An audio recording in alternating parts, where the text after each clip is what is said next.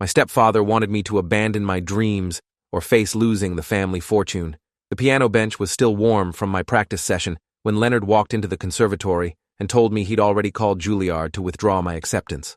I was holding the acceptance letter I'd received that morning, reading it for probably the 15th time, and his words didn't register immediately. I looked up at him standing in the doorway of our music room with his arms crossed, and that expression he wore when he'd made a decision he expected everyone else to accept without question. I asked him what he meant. He said exactly what I thought he meant. He'd contacted the admissions office an hour ago and informed them I wouldn't be attending in the fall. He said he'd already enrolled me at Wharton Business School instead, where I'd study finance like we'd discussed. Except we hadn't discussed it. He'd talked at me about it for years while I nodded politely and continued pursuing music. I stood up from the piano bench, and the acceptance letter slipped from my hands and drifted to the floor. I asked him if he was joking. He said he'd never been more serious about anything in his life. I'd been preparing for Juilliard's entrance audition for 18 months, working with my piano instructor every day after school and on weekends. I'd practiced Rachmaninoff until my fingers ached, and Chopin until I could play the nocturnes in my sleep. I'd studied music theory and composition and performance technique with an intensity that consumed most of my waking hours. Music wasn't just something I did, it was who I was at the deepest level. I'd been playing piano since I was 6 years old, back when my father was still alive and used to sit in the corner of our living room listening to me practice simple pieces. He told me I had real talent and should pursue it seriously. He died when I was 11, a sudden stroke that took him before anyone realized something was wrong. My mother remarried 3 years later to Leonard Hastings, a private equity executive who'd made his fortune acquiring and restructuring companies. Leonard brought wealth and stability to our lives, but he also brought rigid ideas about what constituted a worthwhile career and what didn't. Classical piano performance fell firmly in the didn't category. Leonard had made his position clear from the beginning. Music was fine as a hobby, acceptable as an extracurricular activity, but not a legitimate career path for someone with my advantages and opportunities. He'd gone to Wharton himself and built an empire through smart investments and ruthless business decisions. He expected me to follow a similar trajectory, studying business or law or medicine, something practical that would generate wealth and status. I tried explaining that music was my calling, that I had genuine talent and passion for it, that I wanted to build my life around performing and possibly teaching. He'd listened with the patient condescension of someone humoring a child who'd announced they wanted to be an astronaut. He told me I'd grow out of it once I understood how the real world worked. He told me that when I was older, I'd thank him for steering me toward something sustainable. He told me a lot of things, but he never actually listened to anything I said in response. My mother stood in the hallway outside the music room during this confrontation. I could see her through the doorway, hovering uncertainly like she wanted to intervene, but didn't quite dare. Claire had always been caught between Leonard and me, trying to keep peace while avoiding taking sides. She loved Leonard and appreciated the comfortable life he provided, but she also remembered my father and the dreams he'd had for me. She knew music mattered to me in ways that business never would.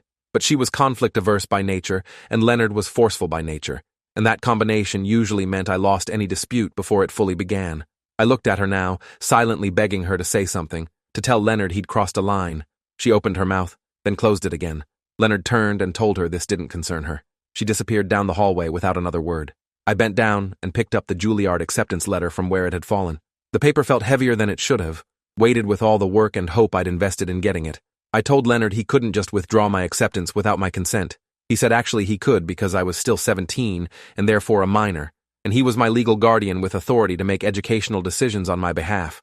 He said he'd also canceled the housing deposit I'd put down for student accommodations and stopped payment on the check I'd sent for the enrollment fee. He said he was doing this for my own good, whether I understood that now or not. He said in 10 years, I'd realize he'd saved me from wasting my potential on a career that would leave me struggling financially and professionally unfulfilled. I felt something cold and hard settle in my chest. This wasn't a discussion or negotiation. This was a declaration of total control. If you are enjoying this story already, please subscribe to see more stories like this. I asked Leonard what gave him the right to make this decision for me. He walked fully into the music room and closed the door behind him. He said we needed to have a serious conversation about my future and my place in this family. He gestured for me to sit down. I stayed standing. He shrugged and sat in the armchair near the window, the one my father used to occupy when he listened to me play. Seeing Leonard in that chair made my jaw clench. He said he'd been patient with my music obsession because he thought it would run its course naturally, but clearly it hadn't, and now we were facing a critical decision point. I was about to turn 18 and start college, which meant making choices that would determine the entire trajectory of my adult life. He said he couldn't stand by and watch me make a catastrophic mistake that would destroy my future earning potential and social standing. Then Leonard laid out the real stakes. He said he and my mother had discussed this extensively, and they'd come to an agreement about how to handle the situation. My father had left a substantial trust fund that was supposed to become mine when I turned 25. The trust was worth approximately $12 million in stocks, bonds, and real estate. According to the original terms, I'd gain access to it regardless of my career choices or life decisions. However, Leonard said he'd been reviewing the trust documents with his attorneys and discovered there was actually quite a bit of flexibility in how things were structured. As my legal guardian and as my mother's husband, he had certain rights to petition for modifications to the trust, especially if he could demonstrate that releasing funds to me would be irresponsible or harmful. He said if I insisted on pursuing music, he would petition the court to have the trust restructured so that I'd never receive access to it. The principal would be donated to charitable foundations, and I'd get nothing. I felt like I'd been physically struck. My father had established that trust specifically for me, carefully structured it to provide financial security after he was gone. I remembered him talking about it when I was 10, saying he wanted to make sure I'd always be taken care of no matter what happened to him. Leonard was threatening to destroy that final gift from my father unless I gave up the one thing my father had encouraged me to pursue. The irony was almost too painful to process. I asked Leonard if he was seriously blackmailing me with my own inheritance. He said blackmail was a crude way to describe it. He was setting clear expectations and consequences, teaching me that choices had impacts. He said if I chose to waste my education on music school, I'd be choosing to forfeit the financial cushion that would have supported that impractical career. If I chose to be responsible and study business as he recommended, the trust would remain intact and accessible when I turned 25. He said the decision was entirely mine to make, but I needed to understand the full implications before deciding. I asked what my mother thought about this plan. Leonard said my mother agreed with him that I needed guidance and structure, that left to my own devices I'd make emotional decisions I'd regret later. I asked if I could speak to her directly about it. He said of course, she was my mother, and I could talk to her whenever I wanted. But he suggested I think carefully about what I was going to say, because she was already stressed about the situation and didn't need me making things harder for her. The implicit threat was clear. If I pushed my mother to choose between Leonard and me, I'd probably lose. She'd already chosen him once by letting him cancel my Juilliard acceptance without protest. I stood there staring at this man who'd inserted himself into my life and was now systematically dismantling everything that mattered to me, and I couldn't find words adequate to express the betrayal and rage I felt. Leonard stood up and walked toward the door. Before leaving, he turned back and said he wasn't trying to be cruel or controlling. He said he was trying to save me from myself, because that's what fathers did for their sons. I told him he wasn't my father. He said legally, he was my stepfather and guardian, which gave him the authority and responsibility to make these decisions. He said I had until the end of the week to decide whether I wanted to attend Wharton in the fall and preserve my inheritance, or insist on Juilliard and lose everything my actual father had left for me. He said he hoped I'd choose wisely. Then he left, closing the door quietly behind him. I stood alone in the music room, surrounded by all the instruments and sheet music that represented years of dedication and passion, and I felt the walls closing in on every possible future I'd imagined for myself. I found my mother in the kitchen pretending to organize the pantry. I asked her directly if she'd agreed to Leonard's plan to restructure my trust fund. She didn't look at me while she answered. She said Leonard had explained his concerns about my career choice, and she understood where he was coming from. She said he wanted what was best for me, and sometimes parents had to make hard decisions for their children's benefit. I asked if she thought threatening to take away Dad's trust fund was what was best for me. She flinched at the mention of my father. She said the trust was complicated, and she didn't fully understand all the legal details, but Leonard had assured her this was the right approach. I asked if she remembered Dad sitting in the music room listening to me play, encouraging me to develop my talent. She said of course she remembered, but that was different. Dad had died before he had to think about practical realities like paying bills and building careers. Leonard understood how the world worked in ways my father never had to face. The conversation with my mother left me feeling more alone than I'd felt since my father died. She'd chosen Leonard's version of reality over my father's memory and over my own dreams. I went back to my room and called my piano instructor, Professor David Strand. He'd been teaching me for 6 years and had written one of my recommendation letters for Juilliard. I told him what Leonard had done, canceling my acceptance and threatening my inheritance. Professor Strand listened without interrupting, and when I finished, he was quiet for a long moment. Then he said, this was a situation that required professional legal advice, not just musical mentorship. He said he'd seen parents try to control their children's career choices before, but rarely with this level of financial coercion. He gave me the name of an attorney who specialized in trust law and estate disputes, someone he knew through mutual friends. He said I should consult with her immediately to understand my actual legal position versus what Leonard was claiming. The attorney's name was Barbara Finch, and her office was in downtown Philadelphia, about 40 minutes from our house in the suburbs. I called her office the next morning and explained the situation to her paralegal. Barbara herself called me back within 2 hours. She said she had some availability that afternoon if I could come to her office. I told my mother I was going to see a friend and drove into the city. Barbara's office occupied the 15th floor of a modern glass building with views of the city skyline. She was probably in her early 50s, with sharp eyes and an air of competence that made me feel slightly less panicked. I walked her through everything: my father's death, the trust he'd established, Leonard's marriage to my mother, the Juilliard acceptance, Leonard's threats about restructuring the trust. She took detailed notes and asked specific questions about the timeline and exact wording Leonard had used. When I finished, Barbara asked if I had copies of the trust documents. I said I didn't. I'd never actually seen them. She said that was a problem we needed to fix immediately. As a beneficiary of the trust, I had a legal right to see the documents that governed it. She said the trustee was required to provide that information upon request. I asked who the trustee was. She said based on what I'd told her, it sounded like the trust was either held by a corporate trustee like a bank, or possibly by my mother as surviving spouse with Leonard, serving in an advisory capacity. Either way, I had standing to request documentation. She wrote out a formal letter on her firm's letterhead, requesting complete copies of the trust agreement, all amendments, and all account statements. She said I should deliver this to my mother and Leonard that evening and insist on receiving the documents within 10 days as required by law.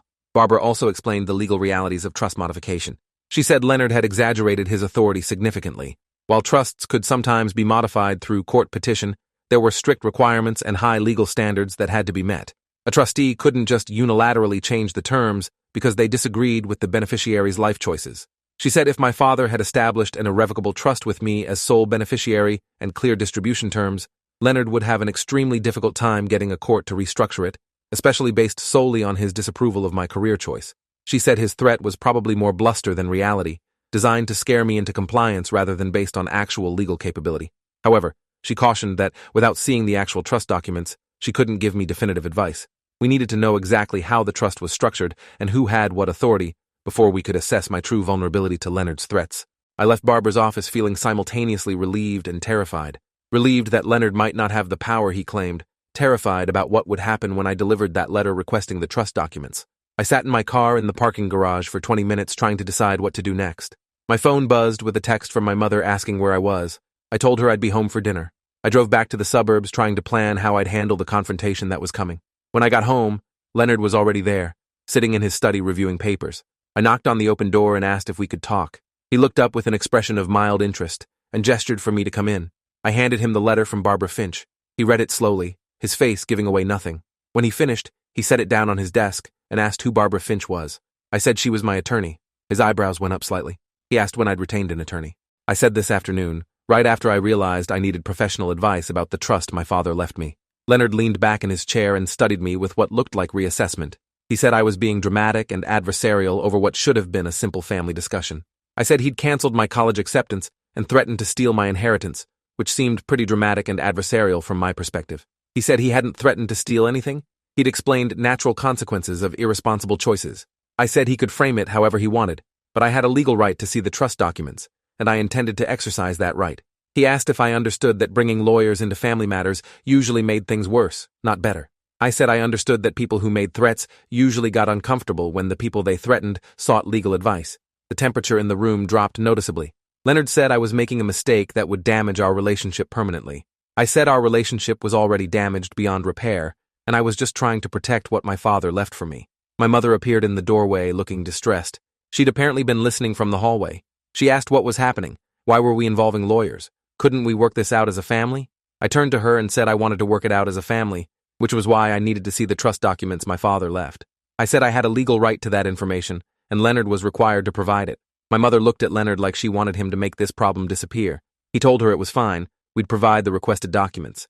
He said there was nothing to hide, and maybe once I saw the paperwork, I'd understand the situation better. He said he'd have his attorney send over the complete file within the required time frame. His tone was conciliatory, but his eyes were cold. I thanked him and left the study. I heard them talking in low voices after I'd gone, but couldn't make out the words. That night I barely slept, running through scenarios and possibilities and wondering what the documents would reveal about my actual legal position. The trust documents arrived 8 days later via courier from a law firm I'd never heard of, Whitfield and Stone. The package contained over 200 pages of legal language that I couldn't fully parse on my own. I immediately scanned everything and sent it to Barbara Finch. She called me the next morning and asked me to come to her office that afternoon. When I arrived, she had the documents spread across her conference table, flagged with colored tabs and covered in handwritten notes. She said we needed to talk about what she'd found. The basic structure was what my father had intended, an irrevocable trust with me as sole beneficiary, scheduled to distribute when I turned 25. However, there were several concerning elements that had been added through amendments executed after my father's death. My mother, as surviving spouse and initial trustee, had signed amendments that gave her significantly more discretion over distribution timing and conditions. More troublingly, one amendment from 2 years ago had added Leonard as co-trustee with equal authority to my mother. Barbara explained that these amendments were legally questionable. When my father established the trust, he'd structured it specifically to protect the assets and ensure I'd receive them according to his wishes. The amendments my mother had signed potentially violated the original intent and might be challengeable in court. However, challenging them would mean suing my mother for breach of fiduciary duty, which would be emotionally devastating and legally expensive. Barbara said the more immediate concern was Leonard's co-trustee status. As co-trustee, he did have significant authority over trust administration and investment decisions. He couldn't unilaterally change the fundamental terms about when I'd receive distribution, but he could make my life very difficult in other ways. He could invest the assets conservatively to minimize growth. He could drag out any distributions with excessive paperwork and delays. He could potentially argue that certain expenditures weren't in my best interest and refuse to approve them. If this story keeps your interest, please subscribe to get more stories like this. I asked Barbara what my options were. She laid out 3 possible paths. First, I could capitulate to Leonard's demands, attend Wharton, and hope that complying with his wishes meant he'd honor the trust as originally structured. This was the safest option, but meant abandoning my dreams entirely. Second, I could fight in court to have Leonard removed as co-trustee based on conflict of interest and to invalidate the amendments my mother had signed. This path would be expensive, time-consuming, probably destroy my relationship with my mother, and had no guarantee of success. Third, I could call Leonard's bluff by enrolling at Juilliard and seeing if he actually followed through on his threats. If he did try to restructure the trust completely, we'd fight that in court at the time with the argument that his actions violated my father's clear intent and the fundamental terms of the trust. Barbara said this third option was risky, but might be the best balance between protecting my interests and not escalating immediately to full-scale legal warfare. I spent 3 days thinking about what Barbara had told me. I talked to Professor Strand about the musical implications of each choice. He said Juilliard represented an extraordinary opportunity that I'd worked incredibly hard to earn, and giving it up would haunt me for the rest of my life. He also said that classical musicians often struggled financially, and having access to a trust fund at 25 would provide security that most performers never had. He said, if there was any way to pursue music and preserve the inheritance, I should fight for that outcome. I talked to my closest friend Oliver, who'd known me since middle school. He said Leonard sounded like a controlling narcissist who was using money as a weapon to enforce his worldview. Oliver said guys like that usually backed down when people called their bluffs because they relied on intimidation and submission rather than actual follow-through.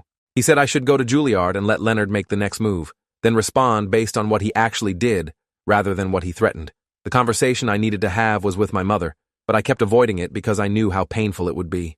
Finally, one Saturday when Leonard was playing golf with business associates, I sat my mother down in the living room and told her we needed to talk honestly. I asked her why she'd added Leonard as co-trustee to the trust my father left for me. She looked uncomfortable and said Leonard had suggested it made sense from an estate planning perspective to have someone with financial expertise helping manage the assets. I asked if she understood that doing so gave him power to undermine my father's intentions. She said she didn't think of it that way. She just wanted good management of the money. I asked her if she remembered what Dad wanted for me, how he'd encouraged my music and talked about me having the freedom to pursue my passions. She said she remembered, but things were different now. We lived in a different world with different realities. Leonard had provided stability and security, and she trusted his judgment about practical matters. I told my mother I loved her and understood she'd been trying to do her best after Dad died, but Leonard was manipulating the trust to control me in ways Dad never would have wanted. I said I was going to Juilliard regardless of Leonard's threats, and I needed to know if she'd support me or if she was going to let Leonard destroy what Dad left behind. My mother started crying. She said she couldn't choose between her son and her husband, that it wasn't fair to make her pick sides. I said she'd already picked sides by signing those amendments and letting Leonard cancel my Juilliard acceptance without fighting for me. She said I didn't understand how hard this was for her, how much she'd sacrificed, how much she needed Leonard's support and stability. I said I understood she'd built a new life, but that didn't give her the right to dismantle mine. We both ended up crying, and the conversation resolved nothing except to make clear that she wasn't going to stand up to Leonard on my behalf. I contacted Juilliard's admissions office and explained that my acceptance had been incorrectly withdrawn. I provided documentation showing the withdrawal had been done without my knowledge or consent while I was still a minor. The admissions director, a woman named Dr. Vivian Krause, was sympathetic but cautious. She said they'd need to review the situation with their legal department before making any decisions about reinstating my acceptance. She said the school couldn't get involved in family disputes about who had authority to make educational decisions for minors. I explained that I'd be turning 18 in 3 weeks, at which point I'd legally be an adult capable of making my own decisions. Dr. Krause said that changed things. She said if I could confirm my attendance as a legal adult, they could potentially reinstate my acceptance for the fall semester. She gave me 2 weeks to sort out my legal status and provide confirmation. I thanked her and immediately called Barbara to discuss expediting my legal independence. Barbara explained the options for establishing my legal adulthood before my 18th birthday. The most straightforward approach was simply waiting until I actually turned 18, at which point Leonard's authority as my guardian would automatically terminate. However, she said we should also consider getting a court order of emancipation immediately to remove any ambiguity about his authority over my educational and financial decisions. She said emancipation would require demonstrating that I could support myself financially and manage my own affairs, which might be difficult given that I was still in high school and living at home. I said I had savings from piano teaching I'd done over the years, about $8,000. Barbara said that wasn't enough to demonstrate financial independence, but it was something. She asked if I had any other sources of income or support. I mentioned that Professor Strand had offered me a teaching assistant position for his summer intensive program, which would pay $3,000 for 6 weeks of work. Barbara said combining my savings with the teaching income might be enough to argue for emancipation if we could also show I had housing arranged. Professor Strand offered to let me stay in his guest house for the summer when I explained the situation. He said he'd been worried about what Leonard might do next and wanted to provide a safe place if I needed to leave my mother's house. With housing and income secured, Barbara filed a petition for emancipation. The hearing was scheduled for 2 weeks before my 18th birthday. Leonard hired his own attorney to contest the petition. The courtroom hearing was brief and uncomfortable. My attorney presented evidence of my maturity, financial planning, educational goals, and living arrangements. Leonard's attorney argued that I was being manipulated by outside adults who were encouraging me to abandon my family out of adolescent rebellion. The judge, a woman named Margaret Collins with 20 years on the family court bench, listened to both sides and asked me direct questions about why I wanted emancipation. I explained the conflict over my college choice and career path. I described Leonard's threats regarding the trust fund. I said I needed legal independence to make my own educational decisions without coercion. Judge Collins ruled in my favor. She said I'd demonstrated sufficient maturity and planning to be granted emancipated status. She said the timing was somewhat moot, given my approaching 18th birthday, but the order would clarify my legal status during the interim period and establish my independence from Leonard's guardianship. Leonard's attorney immediately requested that my mother be given authority to make medical and educational decisions as my surviving biological parent. Judge Collins denied the request, saying the whole point of emancipation was independence from parental authority. She said I was old enough to make my own decisions, and the court saw no reason to continue anyone's guardianship over me. The hearing ended, and I walked out of the courthouse legally free from Leonard's control. He and my mother left through a different exit without speaking to me. That night, I moved my essential belongings into Professor Strand's guest house. My mother sent me a text saying she loved me, but couldn't understand why I was destroying our family over college. I didn't respond. The next week, I confirmed my attendance at Juilliard. Dr. Krause reinstated my acceptance and even helped me navigate the compressed timeline for housing and financial aid. I applied for scholarships and student loans to cover tuition since I couldn't count on family support anymore. Professor Strand wrote additional recommendation letters for scholarship applications. Several of his colleagues in the classical music community reached out offering contacts and advice. The network of people supporting my decision to pursue music grew wider than I'd realized it could be. Meanwhile, Leonard and my mother went silent. No calls, no texts, no attempts to reconcile or negotiate. I told myself this was better than ongoing conflict, but the absence of my mother from my life felt like a wound that wouldn't heal. I'd lost my father to death, and now I was losing my mother to her choice to prioritize Leonard over me. In late July, I received a certified letter from Whitfield and Stone, the law firm that had sent the trust documents.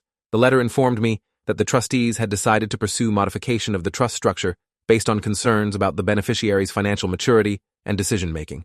The petition would request court authorization to restructure the trust as a discretionary trust with distributions controlled entirely by trustee judgment rather than mandatory at age 25. The letter said the hearing was scheduled for September, and I had 30 days to respond if I intended to contest the modification. I called Barbara immediately. She said this was exactly the move she'd expected Leonard to make once I called his bluff. She said we'd fight the modification in court and had a strong argument that it violated the settler's intent and the fundamental terms of the trust. However, she warned that trust litigation was expensive and time-consuming. Even if we won, the process could take years and cost tens of thousands of dollars in legal fees. I asked Barbara what would happen to the trust during the litigation. She said it would remain frozen in its current state, which meant I wouldn't receive any distributions, but Leonard also couldn't restructure it until the court ruled. She said this was actually a decent outcome given the circumstances. The assets were safe and protected, just temporarily inaccessible. I asked how I'd pay for her legal fees. She said she'd been thinking about that, and she'd be willing to take the case on contingency, meaning she'd get paid a percentage of the trust if we won and nothing if we lost. She said she normally didn't do contingency work for trust disputes, but this case made her angry. She said she'd watched too many step-parents try to manipulate trusts that biological parents had carefully established, and she wanted to fight back against that kind of corruption of estate planning. I thanked her and agreed to the contingency arrangement. We prepared our response to the modification petition, arguing that Leonard had a conflict of interest as co-trustee and that his proposed changes violated my father's clear intentions when establishing the trust. The trust litigation became a background weight I carried through my first semester at Juilliard. I practiced piano for hours every day, attended classes, made friends with other musicians who understood the all-consuming nature of serious musical training. My instructor at Juilliard, a renowned pianist named Dr. Isabel Warren, pushed me harder than Professor Strand ever had. She said I had raw talent, but needed refinement and discipline. She made me work on technique until my hands cramped and on interpretation until I could hear the emotional architecture of complex pieces. The work was exhausting and exhilarating. I'd made the right choice pursuing music, regardless of what it had cost me in family relationships and financial security. Every performance, every breakthrough in understanding a difficult passage, every moment of connection with other musicians confirmed that this was where I belonged. In October, my mother called for the first time since I'd moved out. Her voice sounded strained and tired. She said she missed me and wanted to know how I was doing. I told her about school, about my classes and performances. She listened and said it sounded like I was happy. I said I was, despite everything. She asked if we could meet for coffee sometime. I hesitated, unsure if this was genuine or if Leonard had sent her to negotiate some kind of settlement. She seemed to sense my skepticism. She said Leonard didn't know she was calling, that she was reaching out on her own because she missed her son. We agreed to meet the following week at a cafe near campus. When I arrived, she was already there, sitting in a corner booth looking older than I remembered. We hugged awkwardly and sat down. For the first few minutes, we talked about surface things, weather and holidays and mutual acquaintances. Then she started crying.